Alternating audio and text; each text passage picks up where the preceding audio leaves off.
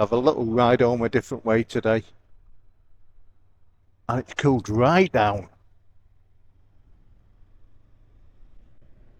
I wonder if we're going to get a bit of rain actually.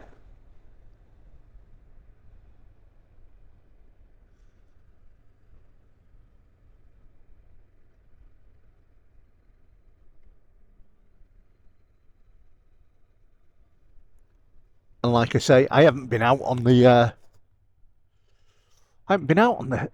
sail for a good 6 weeks or 8 weeks now. It's done no mileage, people. It's done less than 1,000 miles, from November.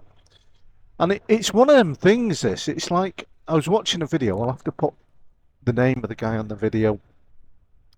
I watch his channel now and again. I pop in and out of it. I do that with a lot of them. You don't you're like a blue bottle, really, aren't you? Flipping from video to video. Uh, One, because you're too busy doing your own, to be honest. But he was going on about uh,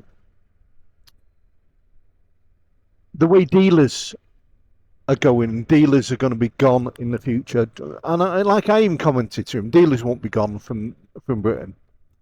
Uh, I know he's got the same principle of as Superbike Factory in Macclesfield, and the big warehouses where they're doing them. I think they work for second-hand bikes, not really for new or the new bikes that they've got, because they do the mutt and things like that in there. They do new bikes in Superbike Factory. But I think there'll always be a course for a dealer. There'll always be a course for a dealer. Uh, for the simple reason is you want the service, you want the warranties, you want the support. I think he's right in the respect they will thin out. Only the hardiest will survive. That's what will happen. So the likes of it's like Yules and places like that, who are quite a strong group, and Superbike Factory, they will survive. But the side about Superbike Factory, I think they're an amazing place for prices on bikes. But their ethics are, I think, quite poor. And I'll do it actually. I'll show you on this, because I thought this is a less than 12-month old bike. It's 6 months old with less than 1,000 miles on it. You go into any dealership, this bike is £4,500, or around about that figure, from a dealer. And then you look at private, they're around about the same, about 4-5 they're selling for. Now, if you go to there, We Buy Any Bike, and you put the information in, they were offering £2,500 for it. Now, there's a side where, the smart business, but business like that isn't smart, because it's like We Steal Any Car is another place. I'd never ever use them, and they're actually using the ability of the money that they've got to basically people who can't afford things and need to get rid of them. They're keeping them in debt, and I get it. They've got to make money. They're there to make money, but you've still got to give a fair and honest price for a bike. As a dealer has to make profit, but to actually lowball people like that and then expect to come and put the bike up for 4 or 5 in your own warehouse is pretty wrong, I think. And I think that sort of mentality and the way they're doing it will cost them in the long run, because people who are selling bikes will stop selling them to them. They just won't sell them. Then they're at a stage, because a lot of the bikes now from Superbike Factory are coming from dealers. Dealers who are now overstocked, who have taken things in part exchange and are not moving. I don't know who actually runs Superbike Factory. I don't know What group owns it? I must look and see who actually owns it. But whoever it is, it's a big enterprise that has got lots of cash to keep itself going. So I think that side of bikes and big dealerships, you will see certain dealerships go. And I think relevant to where the most bikes are being sold. I mean, at the ABR, the amount of bikes that were there was astounding, but the amount of second-hand bikes and older bikes, when you started looking, was also really big. You know, there was new bikes, but there was a lot more that were in excess of what I could see when I was walking around, in excess of 5 years old. That was on there. And I think that's what'll happen is people will, I don't know, Auto Trader isn't that cheap when you go on there and you look at it. It used to be the powerhouse for buying a bike. I still look on it, but I think most people like me now are looking on Facebook Marketplace at bikes.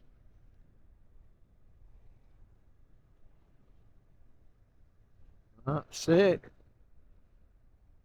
Don't worry about bikes. Don't worry about them. If we can see a gap, we're going to take it. And then we're not going to, oh yeah, we're going to indicate. How are we not? Absolutely superb. He's still going straight on. Uh, yeah, so the likes of the way dealers are going to go, you know, it is going to be hard for them. You know, the costs have become ridiculous with the likes of legislation that's come in now and PPI and reclaim. You think about bikes that a dealer, if they get a bike that's got any sort of faults, it can go straight back to the dealer. And especially if it's financed, you're fully protected by the finance company. The finance company will just go, yeah, has the dealer fixed it? No, right, send it back to the dealer. We'll deal with it for you. We'll compensate you. You can have your money back, and the dealer can have the bike back. And then the dealer picks up a hefty bill, you know.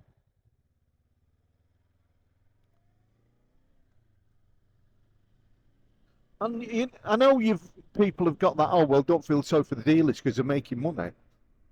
But you look at the people that are making that money. Look at what they've got to pay out. It's like I say, it's terrifying.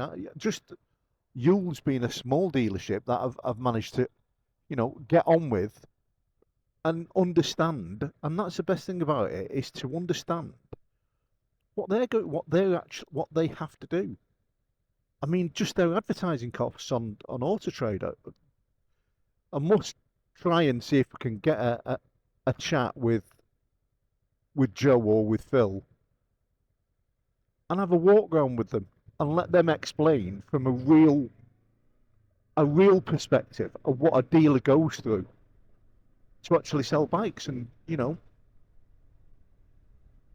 you probably by the end of it all, by the time your taxes come out, by the time your insurances come out, your staff wages come out, your buildings insurance comes out, your business insurance, your advertising, the stock that you've got there.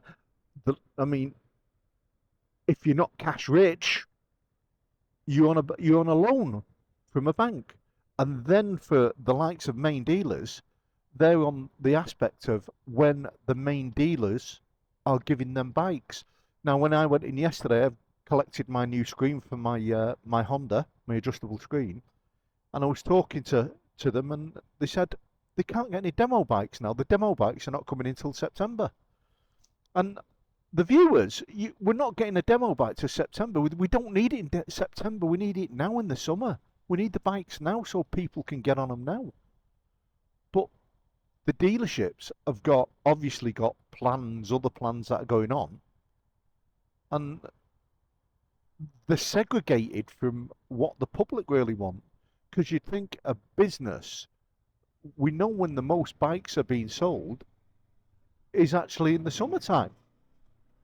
That's when most people buy the bikes. The frugal ones who have got lots of cash buy them in the winter. You know, that's what happens. People who want a bargain used to go and buy it in the winter. Uh,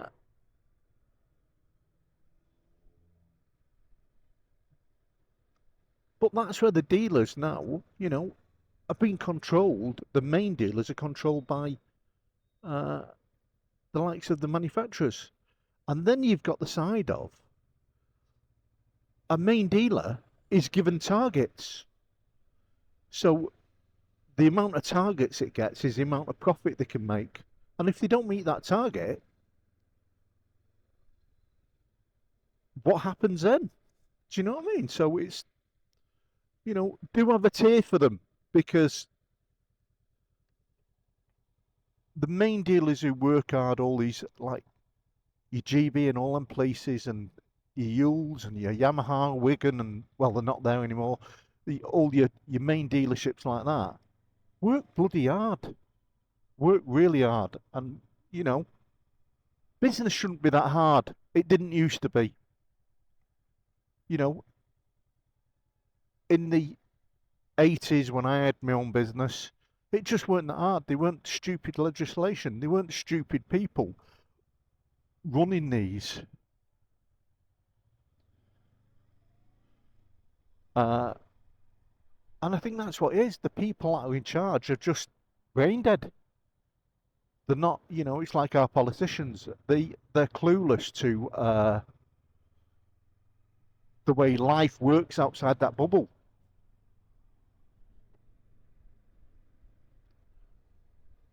Now I was gutted with I lost a lot of footage, and I know my footage is boring. I waffle on.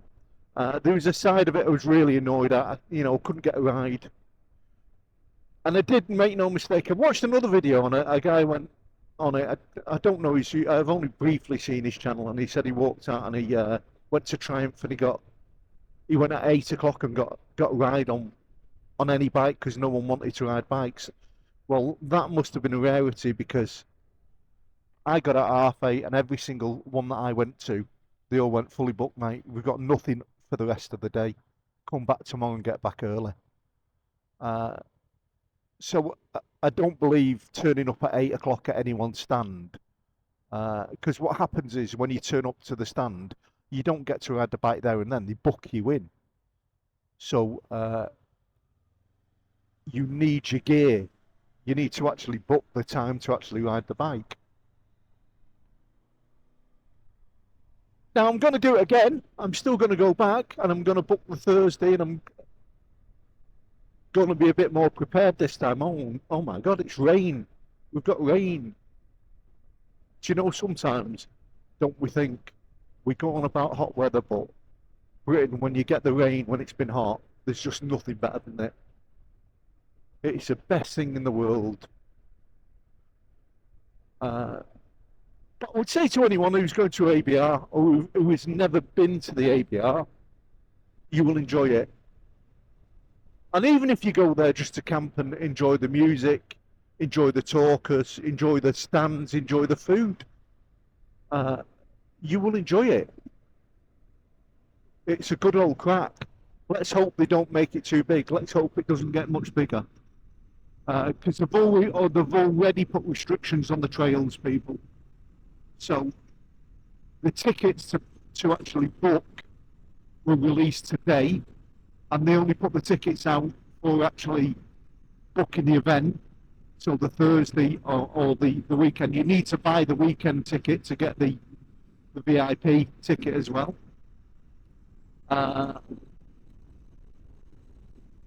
the trail tickets are not released, they're coming out tomorrow. And there is a limited amount.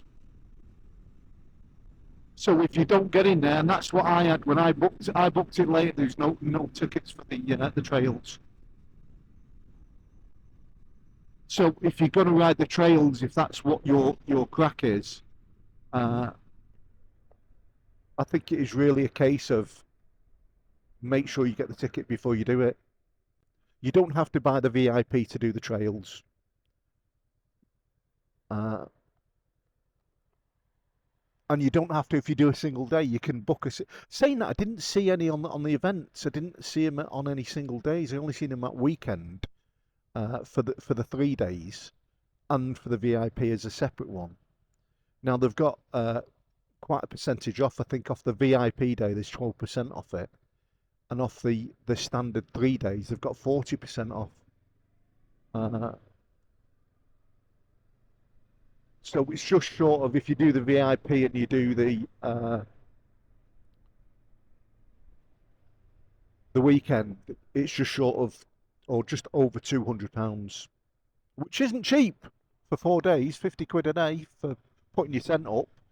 If you want to use a camper van, there's more to actually park your camper van. Something like £25, I think that is. Put the links in anyway for that. But as I say, it's a really good event. And and if they can keep it like that, they'll be doing well. The staff in there exceptional. The one people that you can't knock, that work damn hard, is all them wardens. And the other side about it, because there was a few accidents there on the trails, and they've got their own medics on ground. Uh, and quite true, like another tuber said, when you go out riding in the middle of Wales, you haven't got home medics out there that will, fix you on the spot. So, that's a thing that's worthwhile. For me, though, my next mission I'll be doing in a couple of weeks' time. I'm going to be going out to Scotland. I'm be going out on the mighty NC. I've got a few things that I'm going to be doing in the garage on her. Uh, I'm waiting for the stand to come, and the heated grips, which I'm not that bothered about in the summer. The centre stand I am. I was just going to buy it myself and fit it myself, but if ever you've fitted a centre stand, people, on a bike, you'll understand it ain't fun. And you will scream a lot if you haven't done many. I've done a few, but I've struggled with them. All of them. There hasn't been a one that I would say has been kind to me. So, that side of things, it's worth the deal of doing it. Let them scream. I'm still waiting for my crash bars. I've got some new handlebars for the bike. I've got the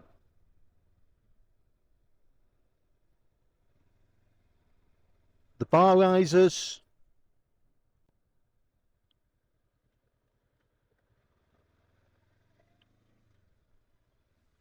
Sorry, people, concentrating here.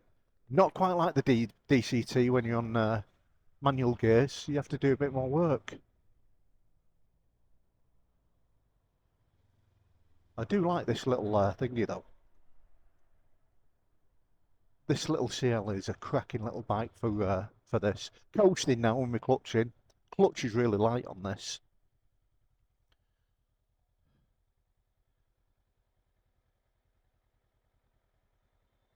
But my other side is the CL is going to be sold, so she's going to go up shortly, and it's what do I get in place, because I do want. It's one of them I can't make up my mind.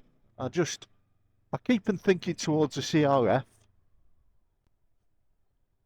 but I don't want to spend over 6 grand on a bike that'll spend more time, a lot more time in the garage than the NC will. And I've still got my KLE, which really, if I get stuck into, that is probably the ideal bike. And go back to what my intention was to bring bikes in that I haven't had, or that I want, or that I've had in the past. I could get to ride them again. Sell each bike, and each one that I sell, I put the money into another one. And I think really my heart of hearts is telling me to do that. That's what it's telling me to do. So I'm down to my NC, which is my workhorse, and will do the majority of what I do. And the other bikes are for doing a bit of work on, tinkering, which I like doing. Let me know in the comments, what would you do? Because, you know, there's so many of us now, and it's like, when you do go into Superbike factories, so many people now buy a new bike, and within 3 months to 6 months have thrown it in, they've got rid of it. You know, I'm going to be one of them. It's madness. It's just an absolute waste of money. It's stupidity, really. Because at the moment in time, when you ride the bike, the problem is there isn't a bad bike. You know, there's many bikes I get on, and you know, if I was a millionaire, I'd probably buy them. If I was a millionaire, would I want all the bikes in the garage? No. I'd probably still only want one bike, maybe two. And unfortunately now, social media is pushing adventure riding. ABR is pushing adventure riding. You know, tech trails, travelling around the world on your bike. The majority of us are never going to do it. You know, in my mind, I'd love to do it. I'd love to, you know, off a go for 3 months and see where we get to. It's not going to happen. I've got a mortgage to pay. I've got a missus that would, you know, it affects her. You know, it's all right doing these travels on for videos, but what do you put first? You know, this is what you've got. I see a lot aside now with YouTube. There's a lot of people that do it are selfish because they drop in the relationship to do a video to show them riding a bike around the world, or riding a bike for a month or 2 weeks away. You know, if you've got a partner, do you not want to spend that time with your partner? You know, I don't mind a couple of days, but it's like when I go out now and do a couple of days on to Scotland, it will be followed up by taking the missus somewhere that I've seen. I may find a nice hotel along the way. I may find a nice area that we can stop at. And then a couple of weeks later, we'll go in the car and I'll take her around there.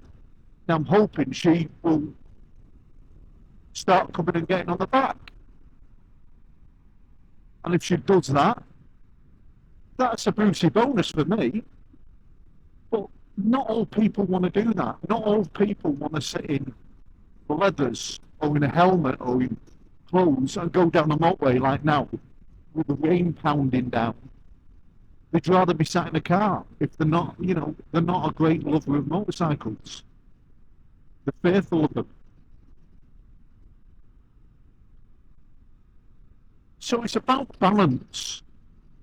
You know what I mean? It's about fairness and balance, especially if you're in a relationship. You've got to be fair on both sides. Can't believe this.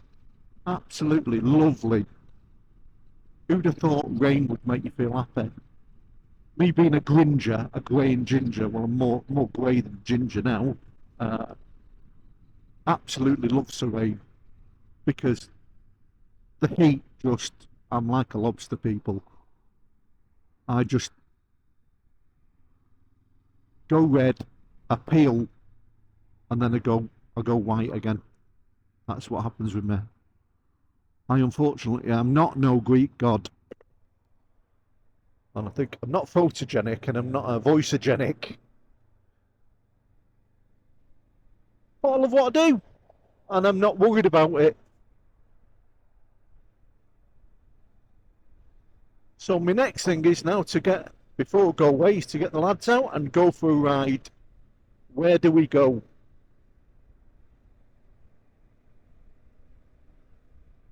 We'll have to get that life jacket off our back brake. Tom, he's getting too tied into going on boats now. I call them fat cruises, people. Because you get on 10 stone and you get off 20. And undoubtedly the food is good and the views is good. It still doesn't beat a motorcycle. For me, the best way to travel is by bike, by far. Even in your own country, there's many of us that in our own country will have never seen all the places here. And don't just look at the main spot. It's like Scotland. When I'm going to go up to Scotland, I'm not doing the NC 500. I've been on the NC 500. I've done it in car and I've done it on bike. To be quite fair with you, there's as many nice roads, in the Cangols, across all the locks. There's so many locks in Scotland. There's so many little back roads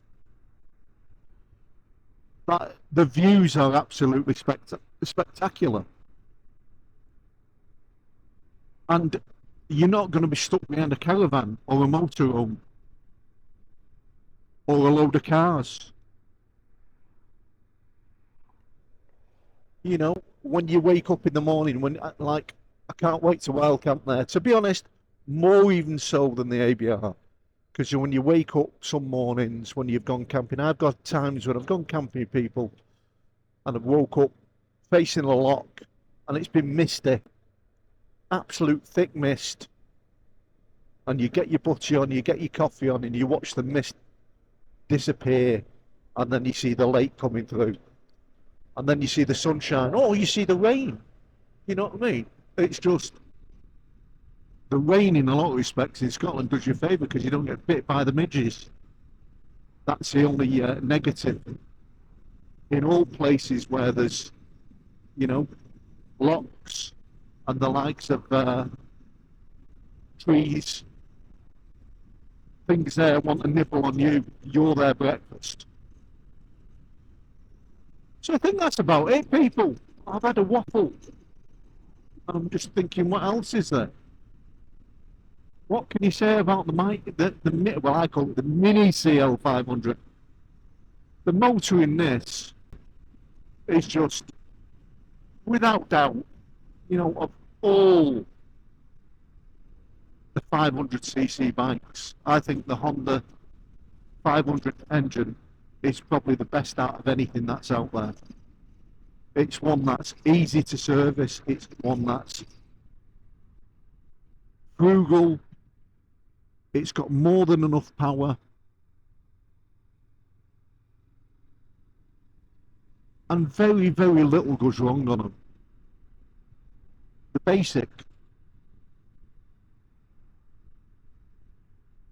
I've proper enjoyed my my little ride on this. I don't ride it enough.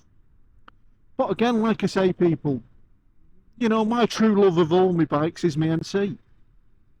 And if you've got a bike, if it's a BMW, if it's a KTM, if it's a Vogue, CF Moto, Zontas, Triumph, you've got to love your bike.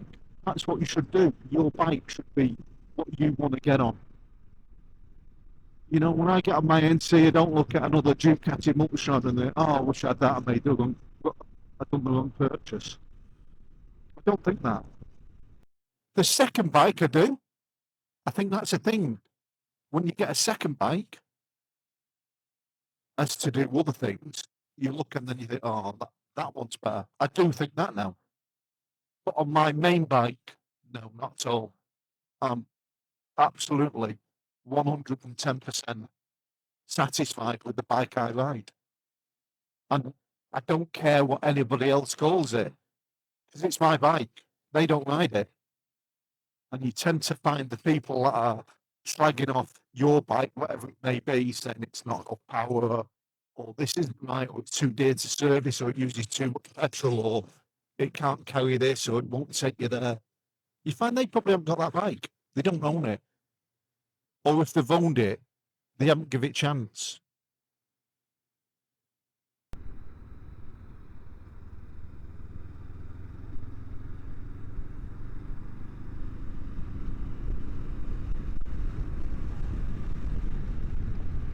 And even the gear change on this, it is buttery smooth, the gear change on this bike. Everything about it is simple. The suspension is really good on it. you know. And do you call it a budget bike now? Because this is, I think, brand new, the £5,600. And the problem is, it's like, this is the other side that you look at, is that Zontis I was looking at, that 703, is another £1,000. And it's a triple with everything on it. It's unfathomable what the price of these Chinese bikes are now. But then you've got that side of it. And none of us know. The only people that know, the people that own them and have had them for a long period. Someone who's had these bikes for a year or 2 years, how good they are, whether they're credible, whether they're on par. Because like all manufacturers make bad bikes. Well, they don't make bad bikes.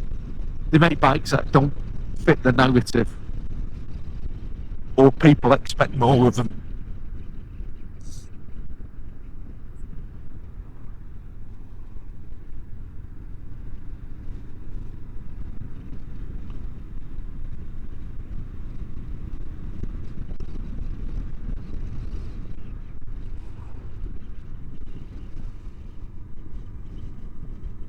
And I think people like that have really run out of things to say. I've had a long day. My burning after being away is starting to settle now.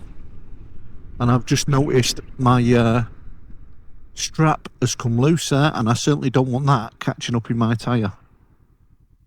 Because if that goes in my tyre, I am going for a ride down the road. There we go.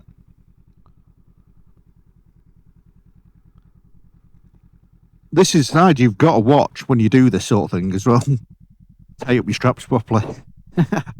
Or like I did on me back. And just to let you know as well, the people on me my NC when I was doing the luggage, I know very well because I don't normally put my luggage that way. And there's a few people that have gone, take the back seat off. I'd never take the back seat off because, one, that's where your petrol tank is. And unless you put a locking cap on it. But the other side is, I wouldn't want to get water or damage on it. It's protected by the seat for a reason. What I had on that bike was a backpack, and instead of putting it on myself, I fastened it to the bike. And to be quite honest, I was that hot and that bothered. That's why I weren't in no rush to actually. I wasn't in a rush to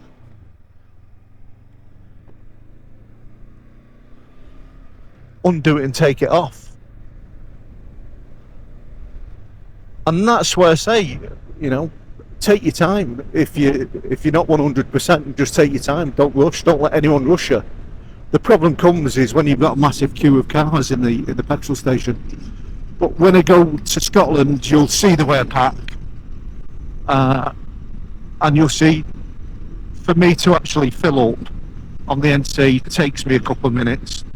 Doesn't take me any longer really. No different than having a bike with a tank bag on it. You've got to take the tank bag off, and then it's the same on the NC. So on that occasion, like I say, I overcooked it. It's been 4 years since I camped, or 3 years, and like I say, it was overcooked when I went away, but I still enjoyed it. Part and parcel is a new bike and seeing how things fit. I had a bigger tent on there. Now I've got all three. I've got the Inca, the Cub, and the Gobi. The Slummet tents. They're not light, 5 kilograms, 5 and a bit kilograms, but they're just good tents. And what I tend to do is fasten them on the back of the bike, so I didn't normally have a back box on them. So that's the problem, is when you start putting extra stuff on, you start filling it with extra shit. So to say, when I go away next time, you'll see it'll be a lot lighter, that go. The back seat may not even be, whether we'll even have side panniers on it, because when I was going there, I'd carried a spare helmet, spare clothing, spare boots, for going on the demo bikes off road, which I never got to ride. I took a sleeping bag and a fleece wool blanket, which take a lot of space up. You know, them three things alone take massive space up. I've got a sleeping bag that literally goes down to the size of nothing. One of the best things that come out of it for me was that little nature hike bed that I got, the cot. Just short of £100, but an amazing kip on it, even though it was on an angle. That was the other side where you were camping. If you go into the ABR, find a flat, if you can find a flat piece of land when you get there, find a flat piece. It's not no fun when you're on an angle, and a lot of it was on hills. So that's finally it, people. I thought I'd take you out on the Mini CL 500 for a little ride. She hasn't been out, she needed to spread her wings. And you know, it's still an absolutely lovely, lovely bike.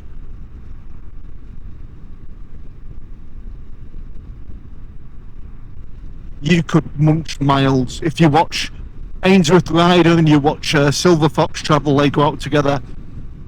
Ainsworth Rider's got one of these. They come off the NC. And that's the thing about this, is you may find the NC, because the NC is 226 kilograms, a standard bike. So when you put your other stuff on, my bike had a lot of weight on it when I was going down there. As much weight as any GS, let's put it that way. So I was carrying a lot. That's the thing with these. You're sub 200 kilograms on this. I think 175 kilograms on these bikes, and you feel it. And you need to do very, very little to them. There's nothing that you need to do to them. They just work. They're just the old style, but new, reliable technology.